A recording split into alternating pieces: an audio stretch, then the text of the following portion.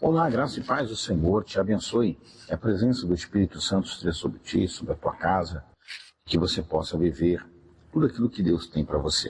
Sejam bem-vindos a mais um momento devocional, aquilo que Deus tem colocado no nosso coração, para que possamos estar passando, ensinando, trazendo para a tua vida, para o teu coração, Escola Profética Manaim. Por isso eu quero compartilhar com você um pouquinho da Palavra de Deus. Antes de entrarmos nesse assunto, compartilhe esse vídeo, dá o seu like e também se inscreva. Deixa eu te ensinar como que você vai fazer. Logo aqui abaixo, você vai encontrar um sininho e você vai clicar nesse sininho.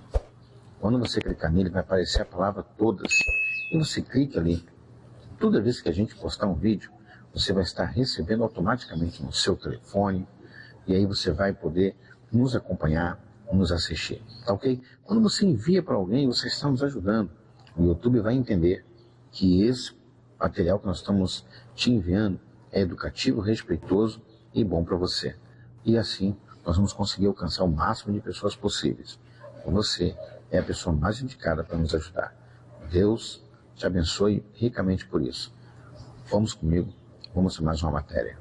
No Evangelho de Marcos, o Senhor Deus tem uma palavra muito forte, mas muito forte, a respeito do que Ele fez com a humanidade, quem Ele realmente ofereceu para que pudesse estar conosco. No capítulo 12, Ele vai contar uma parábola chamada a parábola dos lavradores malvados. E essa parábola ela relata uma história muito forte, que diz assim: e começou a falar-lhes por parábolas, e um homem plantou uma vinha e cercou de um valado fundo nela um lagar, e edificou uma torre, e arrendou-a a uns lavradores, e partiu para fora da terra, e chegando um tempo, mandou o servo aos lavradores para que recebesse dos lavradores o fruto da terra. Mas esses, apoderando-se dele, o feriram e mataram, e mandaram embora vazio. E tornou a enviar-lhes outro servo, e eles, apedrejando-o, o feriram na cabeça e o mandaram embora, tendo-o afrontado. Bom, o que essa palavra se refere realmente? Desde o princípio de toda a história, Deus tem achado uma forma de socorrer a humanidade, salvar a humanidade. Mas salvar de quê? Salvar de si mesma. O maior problema do ser humano não é o próximo, não é o governo, não é nada disso que a gente às vezes coloca em nossa cabeça. O maior inimigo do ser humano somos nós mesmos, que criamos fantasmas, criamos monstros, criamos divisões, criamos problemas dentro da nossa cabeça. Por isso, a maior guerra na vida da pessoa está dentro da mente. A maior batalha está dentro da mente. O maior conflito, a pessoa entra num estágio depressivo. Por quê? Porque a mente da pessoa já entrou em colapso. Ela pega uma fase da vida de decepção, de frustração, um tempo de negatividade, e ela vai esmiuçando tudo aquilo, e ela observa que o melhor é parar, é estagnar. O cérebro vai dar uma ordem para o corpo, dizer, você deve parar, porque não está dando nada, não está tendo resultado. E nesse momento a pessoa se esconde, se cala, começa a viver uma vida completamente diferente, ela passa a viver uma outra vida. E, por conta disso, ela se torna prisioneira dela mesma. E aí Jesus, ele vem. Deus envia Jesus, que é aquele homem que foi para negociar com os lavradores. Lembra da história, da passagem? Aquele senhor deixou, arrendou a sua vinha, criou uma forma de proteção e deixou que os lavradores estivessem lá. Só que, como qualquer trabalhador, tem que prestar conta daquilo que está fazendo. Então, aquele servo vai lá para poder receber os valores e trazer para o seu senhor. Mas o que aqueles homens fazem? Açoitam o servo, e manda eles embora vazio, com as mãos vazias. Essa história vai relatar exatamente o que aconteceu com Jesus. Jesus veio para cobrar os lavradores, Claro que essa parábola fala sobre cobrança, mas na verdade ele veio para amar e cuidar e sentir exatamente o que a gente estava sentindo. Quando de repente Jesus, ele é tomado por anátema, por filho de Beelzebul, por mentiroso, e espraguejaram Jesus e colocaram sobre ele todo o nosso peso. E depois o acusaram de pecador. Imagina uma pessoa que estava vivendo apenas para resgatar, apenas para salvar, mas lançaram sobre Jesus um jugo de morte. E esse jugo de morte levou ele até a cruz. A morte de cruz era a pior morte que poderia existir em Roma. A morte de cruz era a morte mais humilhante que poderia existir. A morte de cruz era uma morte que era dada para os ladrões, para os salteadores, para os bandidos, para pessoas realmente que viviam mais da sociedade. Eles então igualam Jesus a esses homens e colocam Jesus lá no madeiro. E por que será? Bom, na cabeça daqueles soldados, eles estavam calando Jesus. Porque ele foi tomado como um salteador ou como um pecador naquele grau? Porque ele estava indo contra o sistema. Deixa eu te falar sobre isso. Toda vez que a gente se levanta, uma pessoa se levanta contra o sistema do mundo, vai ter que passar por um problema, querendo ou não. Você tem visto aí as redes sociais, quando alguém se levanta para falar sobre o sistema, o problema que ela arruma, né? A voz dela é silenciada. Isso quando não a própria pessoa é silenciada. Então, o sistema é um grupo de pessoas que eles criam um regimento tão poderoso que eles precisam proteger a mentira deles. Eles precisam esconder o que eles estão fazendo de errado. Então, quando uma voz parece para apresentar aquela mentira, eles vão calar aquela voz, eles vão silenciar aquela voz. E é isso que acontece. Então, quando Jesus veio para desmascarar aqueles escribas, os fariseus, que viviam na lei de Moisés, mas não cumpriam, na verdade, nada. Eles estavam sugando tudo que eles podiam sugar do povo, mantinha aquela religiosidade toda, mas havia mentira neles, não havia verdade. E Jesus então vem. Jesus não veio para curar, não, ele não veio para essas coisas.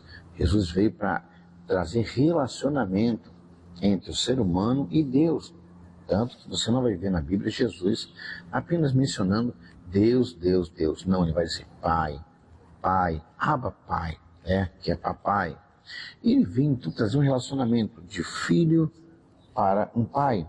Ele pegou aquele ser humano, aquele povo, aquelas pessoas que haviam com seus dogmas religiosos, e começou a apresentar e dizer, esse Deus que vocês tanto falam é um pai. O cuidado dele vai muito mais além.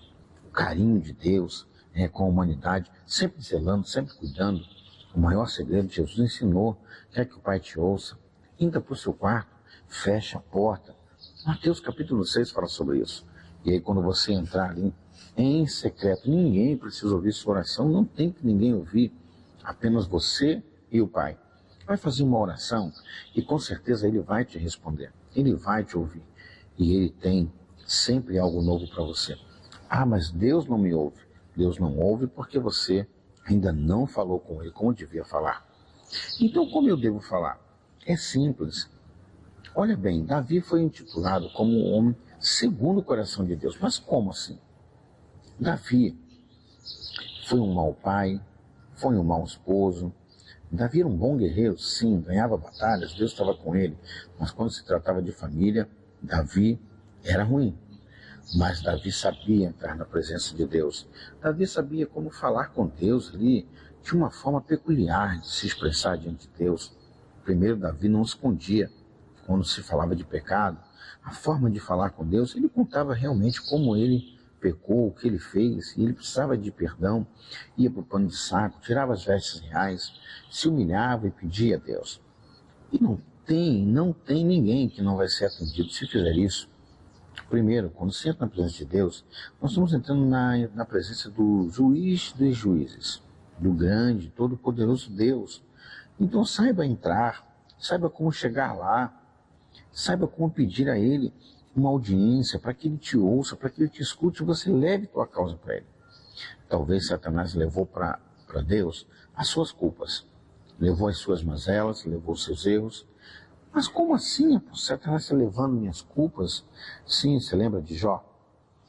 Ele foi lá levar para Deus algumas questões a respeito de Jó. Deus já sabia o que viesse fazer aqui. Ele disse, eu vim de passear a terra, rodear a terra, passear por ela. E aí Deus já sabia a intenção de Satanás e disse, tu em vista meu servo Jó? Tem visto como ele é íntegro e fiel? Aquele era o assunto principal. O diabo estava indo levar algumas sentenças, algumas questões, tentando aprisionar a alma de Jó para que ele tivesse direito legal de ferir. Havia alguns direitos? Havia sim. Tanto que Deus disse, vai, toca lá. Só não toca na alma dele, mas pode tocar no que ele tem. Você tem noção do que é isso? O diabo levar para Deus uma fraqueza nossa, uma falha, um erro nosso, por não sabermos como lidar com a situação, e Deus dizer, vai lá e toca. Só não tira a vida dele, não tira a vida dela. Gente, isso é doloroso, isso é terrível. Você sepultar um filho antes do tempo, você perder tudo que você lutou para conquistar, praticamente quase uma vida, e de repente você vê aquilo descendo de água abaixo, isso é doloroso demais. Mas mesmo assim, Jó não negou a Deus, ele não voltou atrás. Então, voltando aqui, quando aqueles lavradores fizeram isso, a Bíblia vai dizer que novamente volta um outro, é enviado um outro. Na verdade, estava se falando dos profetas, né? Os profetas vieram e falavam que Deus estava vindo, né? Que o tempo ia acabar, que tudo aquilo ia se exterminar, que ia haver um parar de tudo se eles não se arrependessem. Mas, na verdade, eles não queriam. Eles queriam viver suas próprias vontades, fazer aquilo que eles estavam fazendo. Eles não queriam entender que Deus estava falando com eles. Bom, eu compreendo que a cada momento nós precisamos ouvir a voz de Deus e saber o que realmente Deus quer falar conosco. Precisamos parar para entender que as nossas vontades não vão levar a gente a lugar nenhum. Quantas pessoas fazem as coisas do seu jeito, com a força do seu braço, com as suas vontades, e logo depois cai, quebra a cara. E o pior que ouve conselhos, mas não praticam.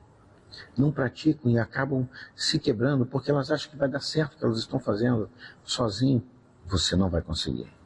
Você vai precisar desse Deus. Então, a estratégia de Deus sempre foi essa. Resgatar o ser humano, mas não por força. Olha isso. Deus respeita-nos. Emone. Você já parou para perceber? Deus nos respeita. Deus, Ele entende que nós temos que amá-lo porque realmente amamos Ele. E não porque somos forçados. Isso seria muito fácil.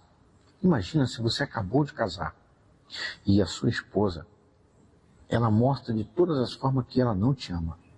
O que você vai fazer? Conquistá-la aos poucos. Vai fazer de tudo para poder zelar, apresentar que você é uma pessoa boa e que você merece ter aquele amor, assim. Mas tudo por tudo você não conseguir. Você vai obrigá-la a te amar? Você vai fazer o quê? A força. Ela tem que te amar de qualquer jeito. Não vai ficar igual. Não vai ser a mesma coisa. O sentimento, o calor do corpo humano é diferente. Então nada forçado. E Deus entendeu isso. Ele não nos força nada. Eu sempre digo, se você decidir subir um prédio e pular lá de cima, você acha que Deus vai impedir de você pular? Não vai mesmo. Não vai, Ele vai deixar você pular. Ah, mas Deus pode me livrar. Pode, mas para que você vai pular? Qual é a intenção? Para você flutuar ou alguma coisa diferente acontecer? Não, o próprio Jesus falou isso para o diabo. Disse, não tentarás o Senhor teu Deus. Pula daqui, se você é filho de Deus, Ele dará ordem aos anjos a teu respeito. Não tentarás o Senhor teu Deus.